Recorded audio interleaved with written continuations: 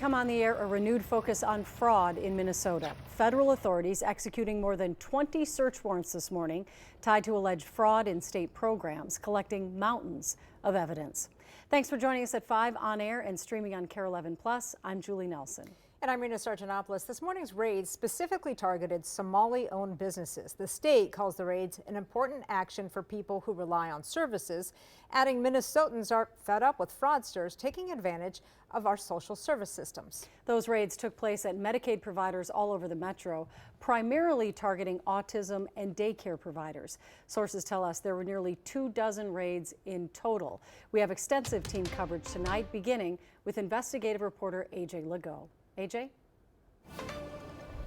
Hey there, Julie. Yeah, this was a major escalation of Minnesota's long-running and wide-ranging fraud investigation. We're going to show you some video as these raids. They started about 6 a.m. this morning, and they were taking place at nearly 24 sites simultaneously across the Twin Cities metro. We were seeing boxes of evidence hauled out, mounds of paper, computers, hard drives.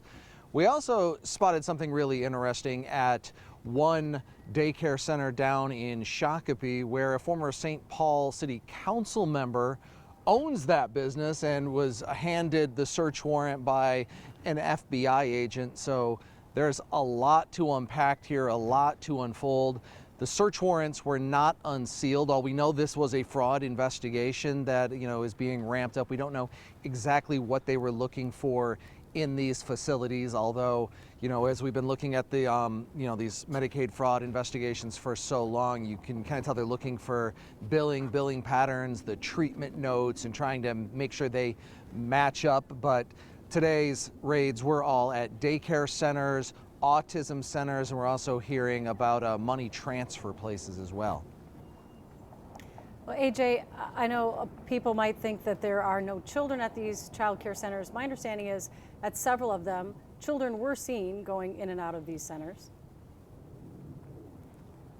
Yeah, I've seen children coming around and going into the back of the child care center that's here behind me right now, here later in the afternoon. There was no one here when the raids were going down, and I think that was part of the reason they did them so early, is they wanted to make sure there weren't children coming and going, should there be any. But that's always been the contention here, is, are the children real? And in many cases you see children coming and going. Are there as many as are being billed for? Those are some of the real questions that need to be answered. But to be clear, you might not see children in our coverage because we want to make sure to protect their privacy as well. Well, we appreciate you being there at dawn. Certainly. For those. Oh, go ahead, JJ, sorry. No, you're absolutely correct. When we have seen children, we've made sure we weren't pointing a camera at them for that very reason. All right. Thanks so much, AJ. More to come from AJ at 6. We want to bring in Lou Raguse now, digging into the millions of dollars at the heart of these raids today. Lou, what have you found out? Rena, the money involved in these investigations stems mostly from 2 different programs funded with taxpayer money. The Child Care Assistance Program, intended to help low-income families with daycare, and the EIDBI, or Autism Services, which is funded through Medicaid. In addition, several of these places received meal program money, also known as Feeding Our Future.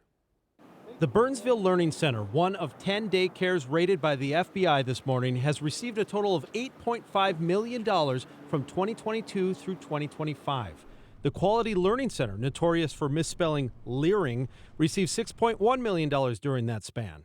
7 of the child care centers rated received more than $1 million in CCAP money in 2025. Also, 6 of those child care centers also participated in the federal child nutrition program and used Feeding Our Future as a sponsor. So the feds might be looking at that piece in the fraud investigation as well. Today's raids also included autism centers. The 5 places targeted at a bare minimum since 2018 have received $14.5 million. That number could actually be much higher because the Department of Human Services has provided incomplete data.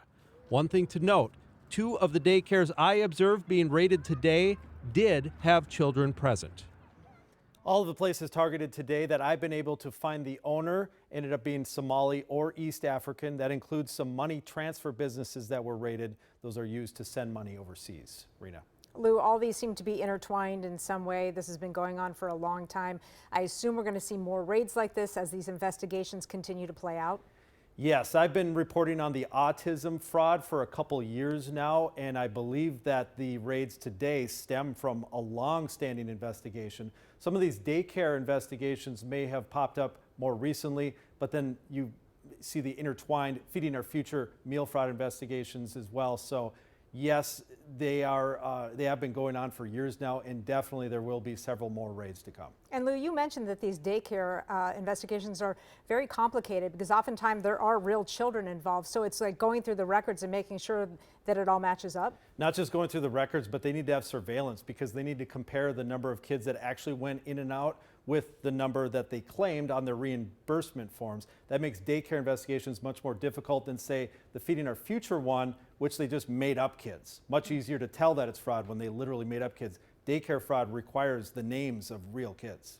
All right, Lou, thank you.